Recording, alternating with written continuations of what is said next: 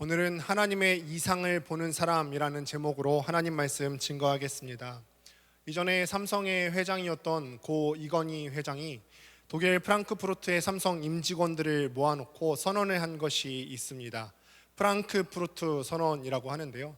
사실 이 선언은 프랑크푸르트에서만 한 것이 아니라 도쿄나 또 LA 등지에서 삼성 회장이 68일 동안 삼성 임직원들을 대상으로 강연을 한 것을 모아놓은 선언이라고 합니다. 이 강의 중에서, 이 선언 중에서 가장 화두가 되는 것이 무엇이냐면 나부터 바꿔야 한다라는 것이었습니다. 아마 여러분들도 들어봤을 그 유명한 캐치프레이즈가 하나 있는데 그것이 무엇이냐면 처자식 빼고 다 바꿔라 라고 하는 것이었습니다. 그런데 이 선언을 하게 된 배경이 있습니다. 삼성 회장이 이 선언을 하게 된 배경이 있는데, 수원에 삼성에서 세탁기를 만드는 공장이 있었는데 세탁기를 검수하는 과정에서 한 직원이 분명히 세탁기 뚜껑에 이상이 생겼는데 처음부터 이 세탁기 뚜껑을 다시 만들지 않고 칼로 깎아서 본체에 조립을 하였다고 합니다. 이 과정을 비디오로 본 이 삼성의 이건희 회장이 대노하여서 프랑크푸르트의 임직원들을 모아놓고 선언을 하게 되었고 신경영 강의를 하게 되었다는 것입니다. 여러분, 이 뚜껑을 귀찮아서 다시 한 것, 봐야 될 것을 보지 못한 것은 불량품을 만듭니다. 우리도 그렇죠. 우리도 주님의 자녀로서 봐야 될 것을 보지 못하고 들어야 될 것을 보지 못하면 불량 성도가 되지요. 오늘 이 시간에는 우리가 봐야 될 것을 보고 들어야 될 것을 듣게 해주시는 하나님의 역사가 우리 가운데 있게 되기를 바랍니다. 그렇다면 우리가 봐야 될 것이 무엇일까요? 우리는 과연 무엇을 봐야 합니까? 바로 하나님의 이상이지요. 하나님의 이상을 보는 사람이어야 됩니다. 우리는 하나님의 자녀로서 주님 앞에 부름받은 주님의 사람입니다. 주님의 사람들이 꼭 봐야 할 것이 무엇이냐면 하나님의 이상이고 하나님의 꿈입니다. 그리고 주님의 사람들이 꼭 들어야 할 것이 있는데 그것이 무엇이냐면 하나님의 꿈입니다. 만약에 주님의 사람들이 꼭 봐야 될 것이 있는데 다른 곳을 보게 되면 우리가 불량품이 되게 되고, 우리가 꼭 들어야 되는 사항이 있는데 듣지 않고 우리의 내면의 음성, 우리 스스로의 음성을 듣거나 세상의 음성을 듣게 되면 우리가 주의 자녀로서의 정체성을, 방향성을 잃게 되는 것입니다. 믿음의 사람들은 하나님의 말씀만 보고 하나님의 말씀만 듣는 사람들입니다. 그래서 늘 여러분들께서는 사렵게 생각하시고 또 높으신 하나님의 말씀만 쫓아서 살아가게 되시기를 바랍니다. 사사시다가 오늘 본문 가운데 오랜 시간 지속되다가 이제 마지막 무렵에 이르러서 엘리 제사장이 때에 이르렀습니다. 이 엘리는 처음 부름받았을 때 매우 흥분되고 매우 기뻤을 것입니다. 그러나 세월 앞에 장사가 없다는 말이 있듯이 이 엘리도 나이가 먹기 시작했고 이 엘리의 육신 가운데 육체의 약함이 찾아왔습니다. 이 엘리의 아들들이 제사장의 역할을 대신하고 또 엘리 제사장이 명목상의 제사장의 역할을 계속하고 있을 때 엘리 제사장이 계속해서 실수를 했어요. 그러다가 정말로 해서는 안 될 실수를 저지르게 되는데 그것이 무엇이냐면 제사장은 분명히 하나님의 이상을 보는 사람이어야 되는데 하나님의 이상을 보지 못하는 사람이 되어버린 것입니다. 그것을 본문 1절과 2절에서 미묘하게 연결시키고 있는데 오늘 본문 1절과 2절 말씀을 다시 한번 읽어보도록 하겠습니다. 함께 읽습니다. 시작. 이 사무엘이 엘리 앞에서 여호와를 섬길 때에는 여호와의 말씀이 희귀하여 이상이 흔히 보이지 않았더라. 엘리의 눈이 점점 어두워가서 잘 보지 못하는 그때에 그가 자기 처소에 누웠고, 엘리가 나이가 들어서 보지 못하게 된 것이 육체적인 것뿐만이 아닙니다. 엘리의 영혼에도 그만 나이가 들어 버렸습니다. 우리가 노안이 오면은 보지 못하는 것들이 점점 많아지듯이 이 영혼에도, 엘리의 영혼에 노안이 들어버려서 이 영혼 가운데 봐야 될 것을 보지 못하는 일이 계속해서 생겨나고 있었습니다. 제사장이 하나님의 말씀을 보지 못하고 하나님의 음성을 듣지 못하고 하나님의 이상을 보지 못하면 누가 하나님의 말씀을 보고 들을까요? 아무도 들을 수가 없지요. 이 공동체에 문제가 생길 수밖에 없는 원인이 지금 생겨나고 있는 것입니다. 그런데 이 사무엘상의 저자는 이후로 놀랍게도 반전을 기록하고 있는데 오늘 못 보고 있는 이 엘리와 대조를 시키는 한 사람이 나오고 있는데 그 인물이 바로 사무엘입니다. 3절을 보시면은 이 어린 사무엘이 지금 여호와의 전에 있다고 기록을 합니다. 여호와의 전에서 과연 사무엘이 무엇을 했을까요? 어떤 사람들은 잤을까요? 이렇게 얘기하는 사람들도 있는데, 이 어린 사무엘이 우리는 흔히 생각할 때 기도했을 거라고 생각하기도 하는데, 저는 생각이 좀 다릅니다. 지금 사무엘이 그 자리에서 뭘 했는지를 표현하는 표현이 하나 있는데, 3절을 보면은 이렇게 기록을 합니다. 3절 말씀을 함께 읽어보겠습니다. 시작. 하나님의 등불은 아직 꺼지지 아니하였으며 사무엘은 하나님의 궤 있는 여호와의 전 안에 누웠더니.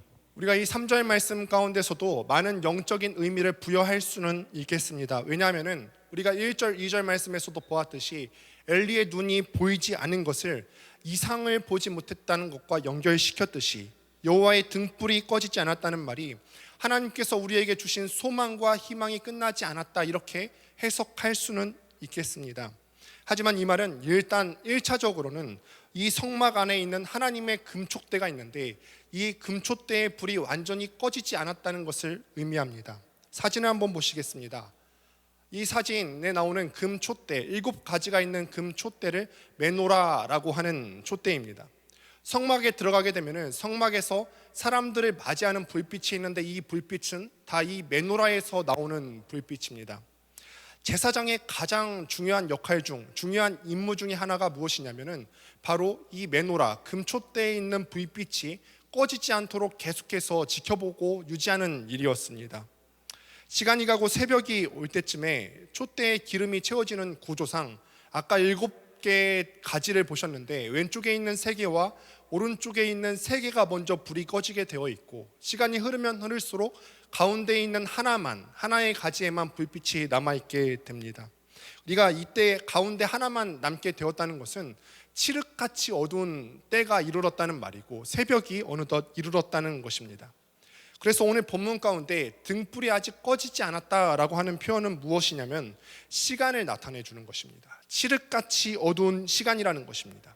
사무엘이 자기 처소에서 자다가 왔는지 어쨌는지는 성경 가운데 기록이 나와 있지 않습니다. 다만 우리가 지금 보고 있는 본문 가운데 기록은 등불이 꺼지지 않은 그 시간에 아이 사무엘이 여호와의 전 가운데 있었다는 사실입니다.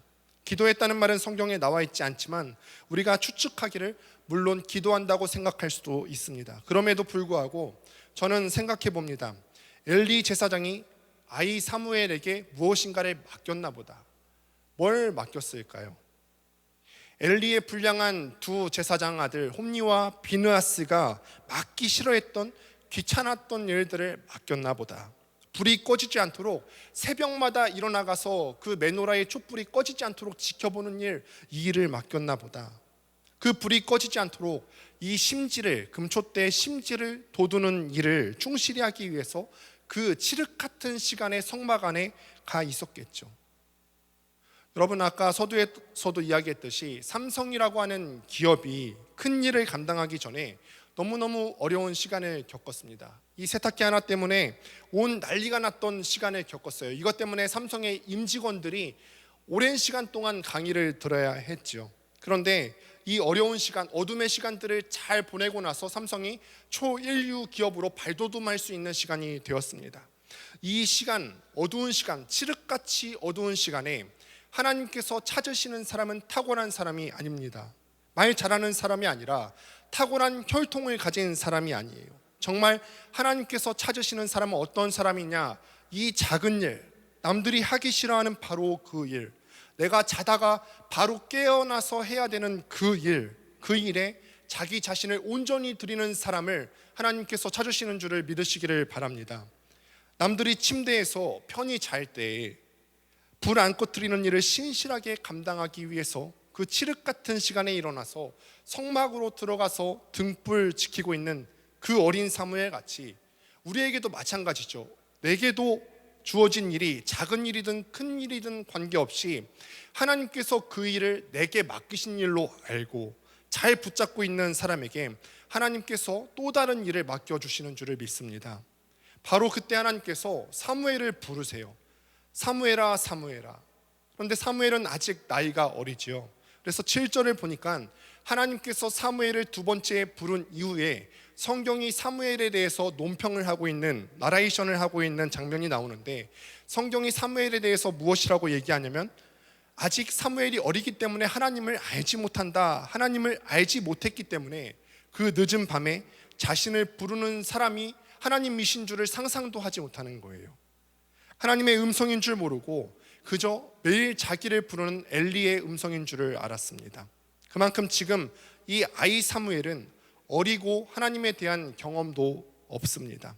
하나님 앞에 쓰임받을 만한 어떤 조건도 없고 어떤 이유도 없습니다. 그러나 그가 이 성전 안에서 불 안 꺼뜨리기 위해서 신실하게 그 자리에 칠흑 같은 어둠 가운데 새벽부터 와 있을 때 하나님께서는 그의 이름을 사무엘아 라고 불러주시는 것입니다.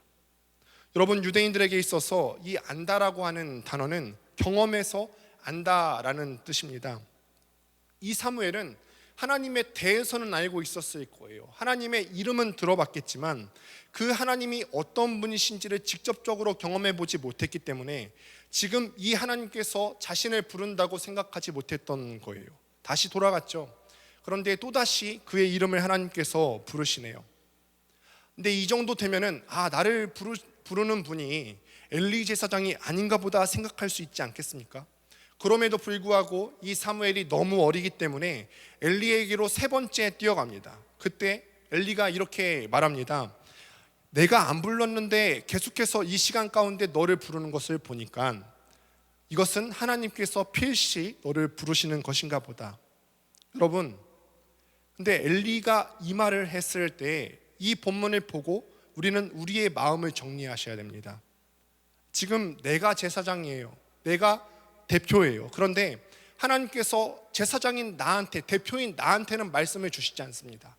내가 제사장 아들이 둘이나 있어요. 홈리와 비느하스가 있는데 나를 포함해서 3명의 제사장에게는 하나님의 말씀이 주어지지 않습니다. 그 세 제사장이 있어도 하나님께서는 당신의 말씀을 그들 가운데 안 주세요. 목사인 저도 말씀을 준비하면서 두려운 마음으로 이 말씀을 받습니다. 제가 목사가 되었다고 해서 목사라는 그 직책 때문에 하나님께서 제게 말씀 주시는 것 아니지요. 목사가 다 말씀 받는 것 아닙니다. 말씀 받을 만한 목사라야 말씀을 받지요. 이곳에 우리 많은 성도님들이 이 늦은 시간에도 예배하고 기도하기 위해서 나오셨는데 오늘 이 시간 가운데 하나님 앞에 간절히 기도하십시오. 내가 신앙생활 몇 대째 신앙생활을 하든 몇 년째 신앙생활을 하든 내 직분이 무엇이든 과연 나는 지금까지 신앙생활을 해오면서 하나님의 음성을 들은 적이 있는가? 하나님의 이상을 본 경험이 있는가? 오늘 엄중하게 이 말씀을 여러분들께서 받으시면 좋겠습니다. 얼마나 엘리의 마음이 씁쓸했겠습니까? 지금 제사장인 나를 제쳐놓고 이 어린 사무엘에게 하나님이 부르시는 줄을 깨닫지도 못하고 있는 이 어린 사무엘에게 하나님의 음성을 들려주시는 거예요. 하나님의 말씀을 사랑하지 않고 하나님의 말씀을 순종하지 않는 사람에게는 하나님께서 당신의 말씀을 들려주실, 하나님께서 당신의 음성을 들려주실 이유가 없습니다. 오늘 이 밤에 하나님께서 우리의 눈과 우리의 귀를 할례하셔서 우리의 불신앙을 다 잘라내 주셔서 주의 이상을 보게 해주시기를 간절히 기도합니다.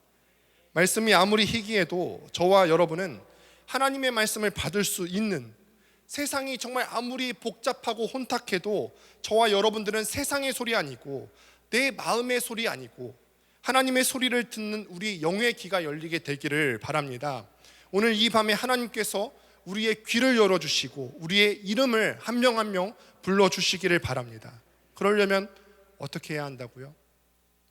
지극히 작은 일에, 내가 맡고 있는 지극히 작은 일에도 충성하고 계셔야 됩니다. 엘리가 하나님의 음성이라고 사무엘에게 가르쳐 줄 만큼 똑똑했지만 그는 자기 집안 하나도 간수하지 못하는 사람이었어요. 자기 직분을 소홀히 하고 있는 사람에게 하나님께서 당신의 음성을 들려주시지 않습니다.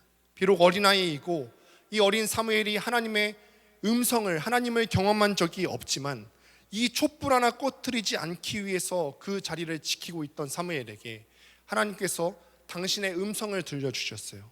여러분, 한 가지를 더 묵상하자면 이 성전에서는 누가 기도를 했었죠? 어머니 한나가 기도를 했었죠. 아들 하나 달라고 기도를 했습니다. 이 아들을 하나를 내게 주시면은 그 아들을 여호와께 바치겠다고 어머니의 눈물의 기도가 이 아이를 만들었습니다. 우리 주님께서는 그 눈물 흘리던 자리에 있던 여인의 자리를 들으시고 마침내 이 신실한 아들 하나를 주셨습니다. 오늘 이 밤에 우리의 자녀들을 위해서 기도할 때 이렇게 기도하셨으면 좋겠습니다. 내 자녀를 주님께 드릴 테니 내 자녀가, 이 아이가 주의 전안에서 있는 머무는 아이가 되게 해 주옵소서. 내 자녀가 세상 소리 못 들어도 하나님의 음성을 보는 아이 되게 하여 주옵소서. 내 자녀가 세상 것들 못 봐도 하나님의 이상을 보는 자녀가 되게 하여 주옵소서. 이래야 출세한다, 저래야 출세해야 한다.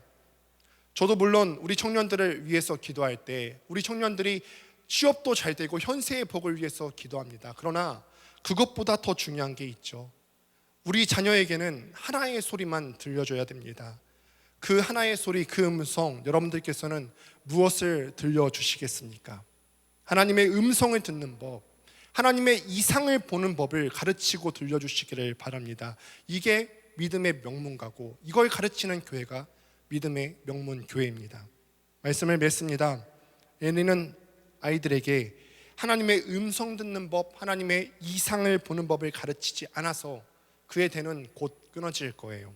한나는 제가 전 시간에 다루지는 않았습니다만 한나는 계속해서 이 사무엘에게 하나님의 이상을 보는 법, 하나님의 전에 머무는 법을 가르쳤어요. 그래서 그의 아들은 영광스럽게도 지금도 여호와의 전에 있고 아무도 하나님의 이상을 못 보고 하나님의 이상 음성을 듣는 것이 희귀한 시대에 살아가고 있지만 사무엘은 하나님의 이상을 보고 하나님의 음성을 듣게 되었습니다. 오늘 우리는요, 이 자리에 나오신 여러분들께서는 막중한 책임감을 갖고 우리 자신과 우리의 자녀들이 하나님의 말씀을 듣는 자, 하나님의 이상을 보는 자가 되도록 간절히 기도하시기를 바랍니다.